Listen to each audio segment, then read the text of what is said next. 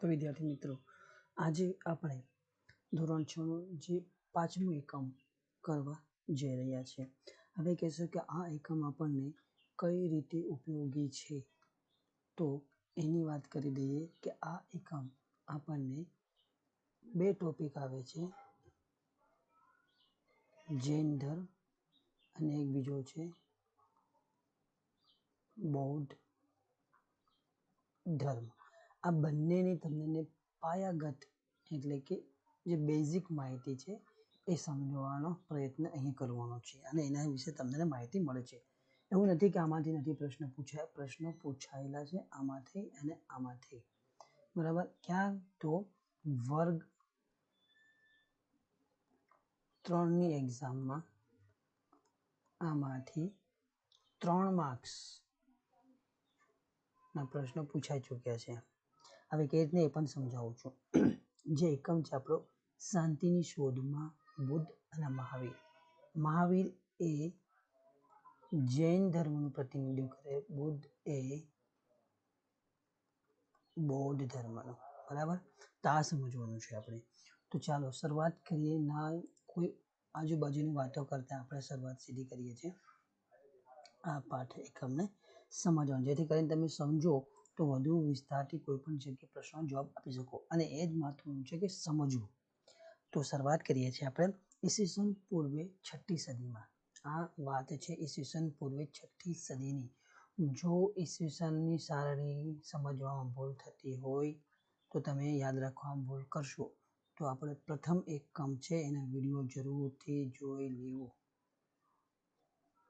એમાં સમજાવેલું છે. હવે ઈસવીસન પૂર્વે 6ઠી સદીની ભારતમાં જે સામાજિક અને ધાર્મિક સુધારણા ક્ષેત્રે મહત્વપૂર્ણ કાર્ય થયા હતા.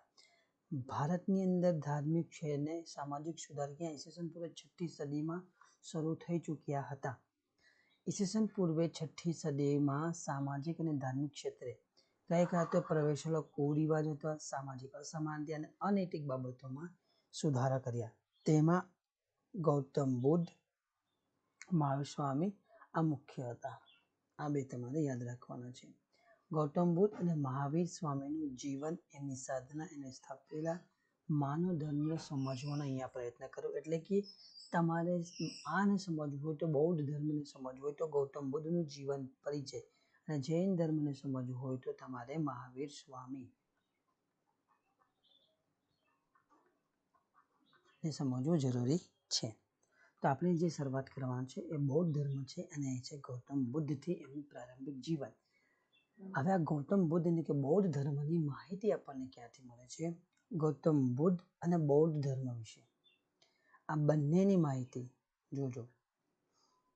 ગૌતમ બુદ્ધ અને બૌદ્ધ ધર્મ આ બંનેની માહિતી આપણને એક તો છે જાતક કથા, બીજું છે બૌદ્ધ ધર્મ ગ્રંથો જેમાં ત્રિપિટક છે. આમાંથી પ્રશ્નો પૂછાયેલો છે વર્ગ 3ની અંદર ધર્મ ગ્રંથની બાબત. એમાં ત્રિપિટકમાં કયું પિટક સત્ય છે કે અસત્ય છે?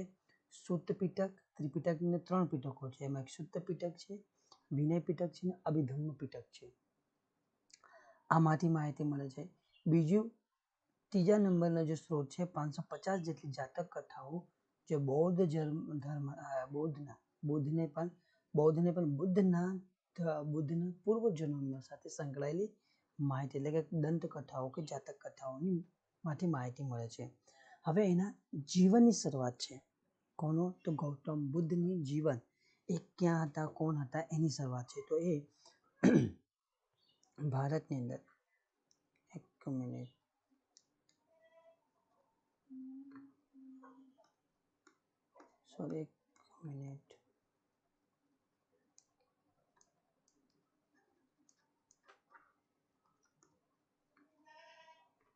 ઓકે, ફરી કરીએ છીએ. હવે જે ભારતના ગૌતમ બુદ્ધ ના જીવનની શરૂઆત છે. એમાં એમનું ભારતની અંદર આવેલું હિમાલય ક્ષેત્ર, ને બધાને ખબર છે હિમાલય ક્ષેત્ર તરફ નેપાળની તરાઈ છે એની અંદર કપિલવસ્તુ નામનું રાજ્ય હતું. આ કપિલવસ્તુના જે ક્ષત્રિયો હતા એને કયા નામથી? શક્યના નામથી ઓળખવામાં કહેવાતા. અને આ જે કપિલ વસ્તુ છે એ કયું હતું? ગણરાજ્ય હતું. આ ગણરાજ્યના વડા હતા શુદ્ધોધન. શુદ્ધોધનની એક પત્ની હતી, એમનું નામ હતું માયાદેવી. અને આ શુદ્ધોધન અને માયાદેવી, જો બંનેને માયાદેવી અને શુદ્ધોધન આ બંનેને એક પુત્ર થાય છે, અને પુત્ર નામ છે ગૌતમ.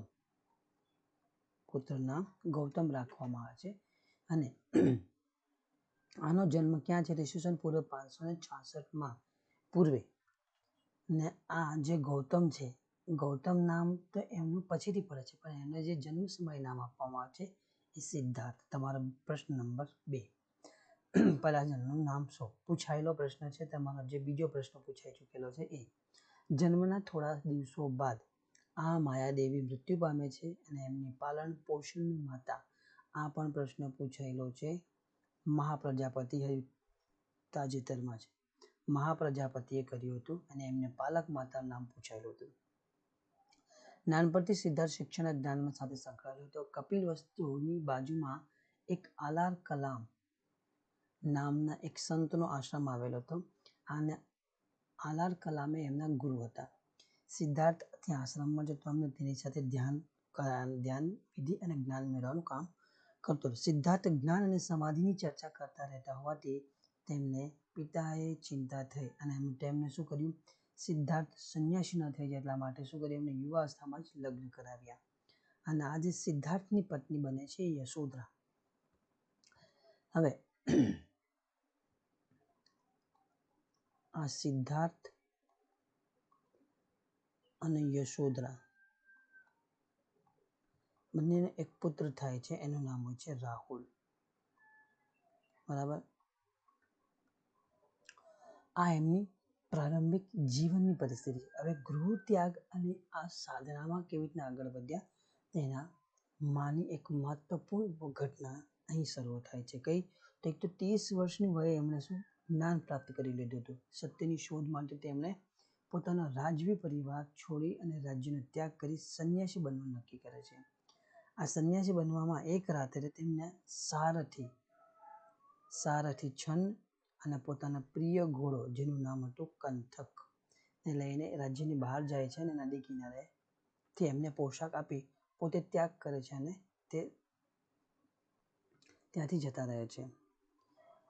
ગૃહ ત્યાગ બાદ તેઓ જ્યાંથી પસાર થાય છે એમાં પહેલું છે રાજગૃહ. આપણે ઉપર ભણી ગયા. કયું? રાજગૃહ. આ બધા જે રાજ્યો હતા પસાર થયા હતા એ બધા ગણરાજ્ય અને રાજાશાહી અને આગળ ભણી ગયા છે નામના સ્થળેથી પસાર થાય છે. અહીંયા તેમને 5 બ્રાહ્મણ મિત્ર મળે છે.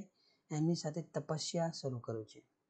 ત્યાં માટે અન્નજળનો ત્યાગ કરે છે, શરીરને કષ્ટ આપવાનું શરૂ કર્યા છે, પણ આધ્યાત્મિક માર્ગ અને પોતાની તૃષ્ણા ઉપર એમને વિજય મળતો નથી. એટલે શું કરે છે? આ 5 બ્રાહ્મણોને છોડીને તેઓ આગળ જાય છે, અને બોધિ ગયા ખાતે એક પીપળાના વૃક્ષ નીચે બેસીને જ્ઞાન પ્રાપ્ત કરવાની સાધના શરૂ કરે છે. ઘણા દિવસો બાદ વૈશાખી પૂર્ણિમાના દિવસે તેમને આ જ્ઞાન પ્રાપ્ત થઈ જાય છે, અને આ જ્ઞાન પ્રાપ્ત થતાં જ તેઓ આ સિદ્ધાર્થ તેઓ સિદ્ધાર્થમાંથી શું બુદ્ધ થાય છે, અને બુદ્ધનો અર્થ થવાનો છે જાગૃત કે જ્ઞાની થવું, અને પાછળથી આ ગૌતમ બુદ્ધ ઓળખાય છે, અને આમના જ નામથી આ ગૌતમ બુદ્ધ એટલે કે બૌદ્ધ ધર્મની સ્થાપના શરૂ થાય છે. હવે ઉપદેશ શું આપ્યો? એમને જે ઉપદેશ આપ્યો એમાં પણ મહત્વનો પ્રશ્ન છે. ચોથા નંબરનો પૂછાયેલો પ્રશ્ન છે. ચોથા ને 5 નંબરના 2. એક તો આ જે જ્ઞાન પ્રાપ્ત થયું ક્યાં? તો નાથની અંદર પ્રાપ્ત થયું. અને પોતાનો પ્રથમ ઉપદેશ કોણ આપેલો હતો? સૌપ્રથમ તેણે પોતાનો જે ઉપદેશ આપ્યો તે 5 બ્રાહ્મણ મિત્રોને સારનાથ ખાતે જ આપ્યો હતો. અને આ જે પ્રશ્ન એટલે કે જે ઉપદેશ આપ્યો એ તમારો છઠ્ઠો પ્રશ્ન. એમણે જે પ્રથમ ઉપદેશ આપ્યો કયા નામથી ઓળખાય છે? તો એ છે ધર્મચક્ર પ્રવર્તન એમ કહેવામાં આવે છે.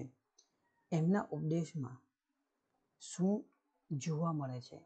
એમણે જે 4 આર્ય સત્યની વાત કરી એ તમારો 7મો પ્રશ્ન આ પણ પૂછાયેલો છે. એમાંનું આર્ય સત્યમાંનું એક સત્ય હતું એ પૂછાયેલો છે. તો એમાં છે સંસાર દુઃખમય છે. બીજું, દુઃખનું કારણ એ તમારી તૃષ્ણા છે. ત્રીજું, દુઃખનો નાશ તૃષ્ણાનો ત્યાગ છે. ચોથું છે અષ્ટાંગિક માર્ગ અપનાવવાથી તૃષ્ણાનો ત્યાગ થાય છે. બુદ્ધે સમજાવેલા 4 આર્ય સત્ય એ બૌદ્ધ ધર્મના સિદ્ધાંત તરીકે જાણીતા છે. હવે તમને પૂછે આર્ય સત્ય અને સિદ્ધાંત, તો આ બંને એક જ છે. આ પ્રશ્ન પૂછાયો જેમાં તમારે જવાબ આપવાનો હતો કે જેને આર્ય સમ્યક દર્શન, આ જે ઉપદેશ છે એને શું કહેવામાં આવે છે? સમ્યક દર્શન. સમ્યક દર્શનની અંદર કેટલીક બાબતોનો ઉલ્લેખ કરેલો છે. એમાંનું છે વિકલ્પની અંદર સમ્યક દ્રષ્ટિ, સમ્યક સંકલ્પ એટલે જોવાની દ્રષ્ટિ સમ્યક હોવી જોઈએ. સમ્યક સંકલ્પ સંકલ્પના બી કેવી સમ્યક હોવી, સરખી, સારી. સમ્યક વાણી, સારી વાણી. સમ્યક કર્મ, સારું વર્તન, સારું કર્મ. સમ્યક જીવન, સારું જીવન અને સંતુલન જીવન. સમ્યક વ્યાયામ, સમ્યક સ્મૃતિ, સમ્યક સમાધિ. આ સમ્યક શબ્દ છે સંસ્કૃત શબ્દ છે, એનો અર્થ છે સારી રીતે. હવે આ બૌદ્ધ એક સમાજ સુધારક તરીકે પણ છે. મહાન સમાજ સુધારક તરીકે જોઈએ તો એમને ધાર્મિક અને સામાજિક સુધારણા કરી હતી. ધર્મ અને સમાજમાં વ્યાપેલા દૂષણ દૂર કરવા માટે તેમણે આજીવન કાર્ય કર્યું અને તેમના શિષ્યોએ પણ તેમના પગ પર ચાલવાનું શરૂ કર્યું. રાજા અને રાજ્યો તેમના માનવ ધર્મથી પ્રોત્સાહિત થયા અને તેમણે જે સુધારા કર્યા તેમાં પહેલું હતું કે ઈશ્વર અને આત્માનો ઇનકાર. આ તમારે બૌદ્ધ ધર્મનું લક્ષણ પણ, અને કે બૌદ્ધ ધર્મ સમય ઈશ્વર અને આત્માનો ઇનકાર કરે છે. એટલે કે બુદ્ધે ઈશ્વર અને આત્માનો ઇનકાર કરી ક્યાં કર્મવાદને મહત્વ આપ્યું. તેમના મતે જો ઈશ્વર હોય તો દુઃખ સંભવે જ નહીં અને આત્માના કલ્યાણમાં રત રહેવાને બદલે વર્તમાન કાળમાં સદવિચારયુક્ત જીવન જીવવું જોઈએ. બીજું છે એમણે કર્મકાંડનો વિરોધ કરેલો છે. હિન્દુ ધર્મમાં વ્યાપેલા કર્મકાંડનો વિરોધ કરી તેમણે યજ્ઞમાં થતો પશુ હિંસાને અટકાવવાનો વિરોધ કર્યો. અહિંસા એ સર્વોચ્ચ ગુણ છે એ એમણે સ્થાપિત કર્યું. તમામ પ્રાણી પ્રત્યે અહિંસાથી વર્તવું એ માનવનું સૌથી મોટું કર્તવ્ય તરીકે ગણવામાં આવે છે. ત્રીજું, ઊંચ નીચના ભેદભાવનો વિરોધ એમણે કર્યો. ઊંચ નીચનો ભેદભાવ ક્યાં શરૂ થયો? તો હિન્દુ ધર્મની અંદર બ્રાહ્મણ, ક્ષત્રિય, વૈશ્ય, શૂદ્ર. વૈદિક કાળની અંદર આપણે ગયા કે ઋગ્વેદની અંદર વર્ણ વ્યવસ્થાનો કોઈ ઉલ્લેખ નથી. ત્યાર પછી જે વર્ણ વ્યવસ્થા વર્ણી એમાં બ્રાહ્મણ, ક્ષત્રિય, વૈશ્ય, શૂદ્ર 4 વર્ણમાં જે વિરોધાભાસ અને ભેદભાવની નીતિ હતી એમનો વિરોધ કર્યો. બુદ્ધે આ વર્ણ વ્યવસ્થાનો વિરોધ કર્યો. એમાં એમણે કહ્યું કે મનુષ્ય ઉચ્ચ કુટુંબમાં જન્મ લેવાથી મહાન બનતો નથી. બીજું કે કર્મોથી, સદવિચારથી, સત્ય અને અહિંસાના પાલનથી મહાન બને છે. તેમણે સમાજમાં વ્યાપેલો ઉચ્ચ નીચના ભેદભાવનો ઉગ્ર વિરોધ કર્યો. ચોથું, સ્ત્રીઓને મહત્વ. બુદ્ધે પોતાના માનવ ધર્મમાં પુરુષો જેટલું જ મહત્વ સ્ત્રીને આપ્યું. તેમણે કહ્યું કે નિર્વાણનો માર્ગ એ માત્ર પુરુષો માટે નથી, સ્ત્રીઓ પણ આ સાધનાના કર્તવ્ય કે નિર્વાણ પ્રાપ્ત કરી શકે છે. નિર્વાણ એટલે કે એમના મૃત્યુનો સમય છે એ જ બુદ્ધને વૈશાખી પૂર્ણિમાના બોધિ વૃક્ષની છાયામાં જ્ઞાન પ્રાપ્ત થયું.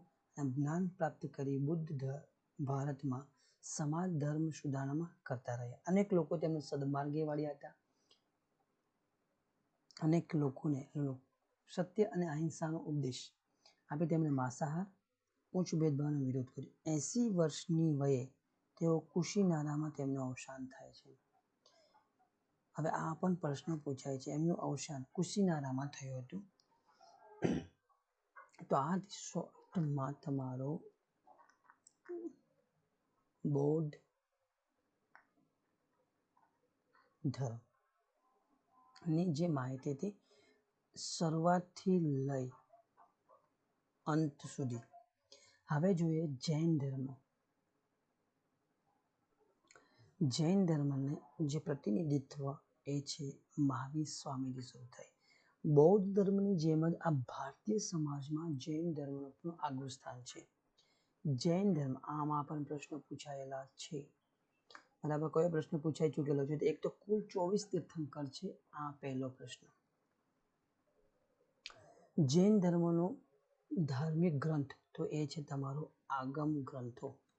બીજો પ્રશ્ન, આ ગ્રંથો પ્રમાણે જૈન ધર્મના એટલે કે પ્રથમ તીર્થંકર ઋષભદેવ. ત્રીજો પ્રશ્ન પૂછાઈ ચૂકેલો છે. આ ઋષભદેવને આદિનાથ તરીકે પણ ઓળખવામાં આવે છે.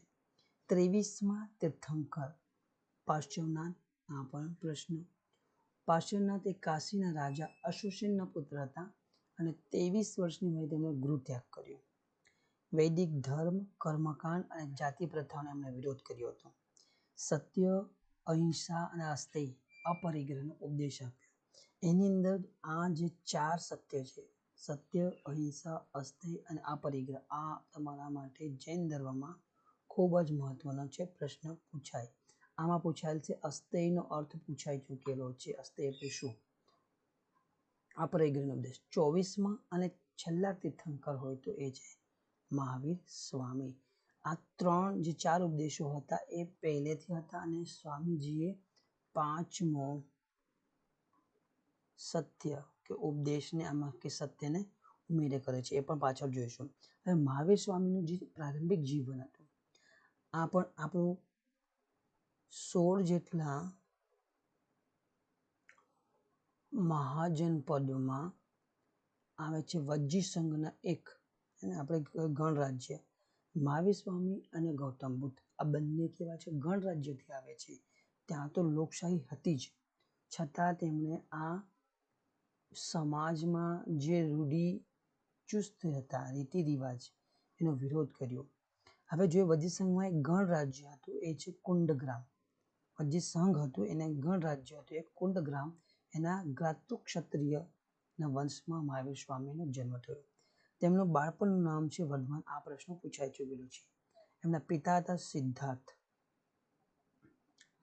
મહાવીર સ્વામીના માતા હતા ત્રિશલા દેવી. એમના મોટા ભાઈ પણ હતા, એને છે નામ હતું નંદીવર્ધન.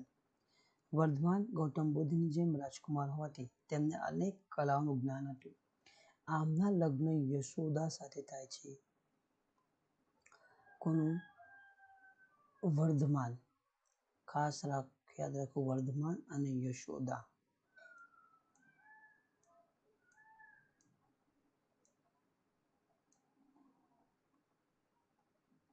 યશોદા અને બીજો છે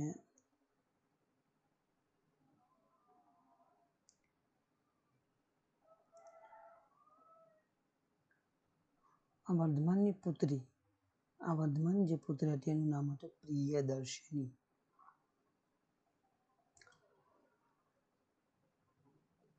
એક મિનિટ. ઓકે, ચાલે છે. ગૃહત્યાગ અને સાધના. 30 વર્ષની વયે સત્ય અને જ્ઞાનની શોધમાં તેમણે ગૃહત્યાગ કર્યો. ભિક્ષુક જીવનની શરૂઆત કરી. 12 વર્ષ સુધી કઠોર તપસ્યા કરી. ઋજુપાલિકા નદીના કિનારે તેમને આ સર્વોચ્ચ જ્ઞાન પ્રાપ્ત થાય છે. અને આ જ્ઞાનને કેવલ જ્ઞાન પ્રાપ્ત થયું એમ.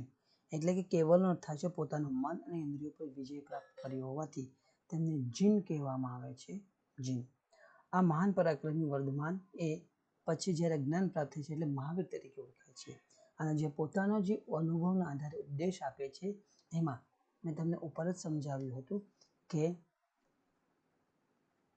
અહિંસા, સત્ય, અસ્થેય અને પરિગ્રહ, આ 4 હતા તે પહેલા 23માં તીર્થંકર હતા તેમણે કહી દીધું હતા. અને પાછળથી જે ઉપર આવ્યો એ છે બ્રહ્મચર્ય. સમજીએ. અહિંસા, જે મહાવીર સ્વામીએ જે કહ્યું કે સંસાર ભય અને દુઃખોથી ભરેલો માને છે. તેમણે ઈશ્વરનો ઇનકાર કર્યો છે. તેમણે ત્રિરત્ન સિદ્ધાંત તરીકે જેમનો ઉપદેશ છે એને ત્રિરત્ન સિદ્ધાંત આપ્યા છે. આ ત્રિરત્ન ખૂબ જ મહત્વના છે, એ પરીક્ષામાં પૂછાયેલા છે.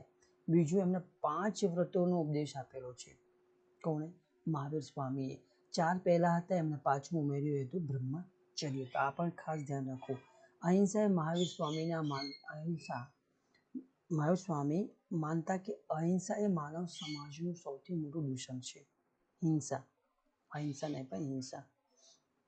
કોઈ પણ પ્રકારની હિંસા કરવી નહીં. નાનામાં નાના જીવને પણ જીવવાનો પૂરો અધિકાર છે. મનમાં પણ હિંસા આચરવી નહીં. પ્રાણી માત્ર રક્ષણ કરવું, રક્ષા કરવી અને સાચું કર્તવ્ય છે. સત્ય, સત્ય એટલે કે ક્યારેય અસત્યનું ઉચ્ચારણ કરવું નહીં. સત્ય એટલે કે એમાં કંઈ અસત્યનું ઉચ્ચારણ કરવું નહીં. વિચાર્યા સમજ્યા વિના બોલવું પણ નહીં જોઈએ. સત્યના પાલન માટે ક્રોધનો ત્યાગ કરવો. સત્ય હંમેશા દરેક પરિસ્થિતિમાં પાલન કરવું. અસ્તેય, અસ્તેયનો અર્થ છે ચોરી, અને એ સૌથી મોટું અનિષ્ટ ગણવામાં આવ્યું છે. કોઈની આ ચોરીની વ્યાખ્યા શું છે? અસ્તેયમાં તો કે કોઈની અનુમતિ વગર તેની વસ્તુ ગ્રહણ કરવી. પડેલી વસ્તુ પણ કોઈની પૂછ્યા વગર લેવું એ પણ શું આવશે? ચોરી અસ્તેયમાં આવે.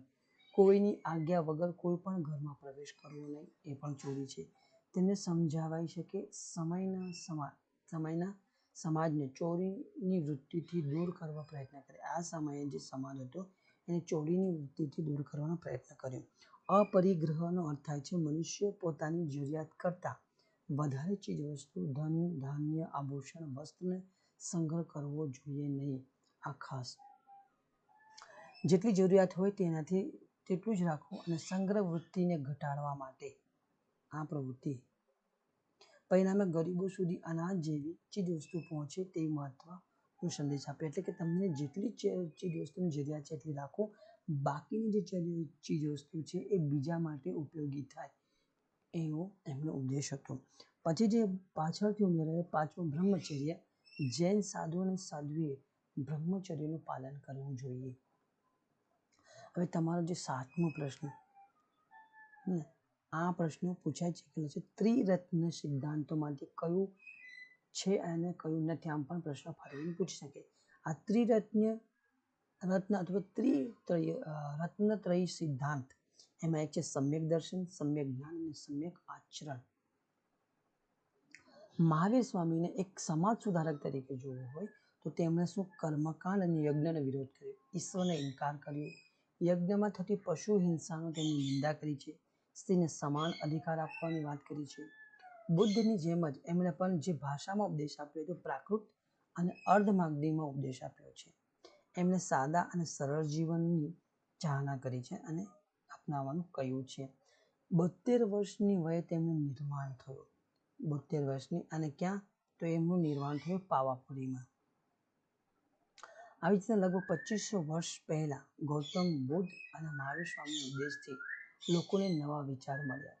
તે સમયે ધાર્મિક ક્રિયાકાંડ, દૂષણો દૂર થયા, લોકો અનુયાયી બન્યા અને શાંતિ અને સદાચારનો માર્ગ અપનાવવા લોકોને અનુરોધ કરવામાં આવ્યો. એટલે કે સમાજ સુધારણાની જે પ્રવૃત્તિ હતી એ જોઈએ તો આપણે અહીંયા બૌદ્ધ ધર્મમાં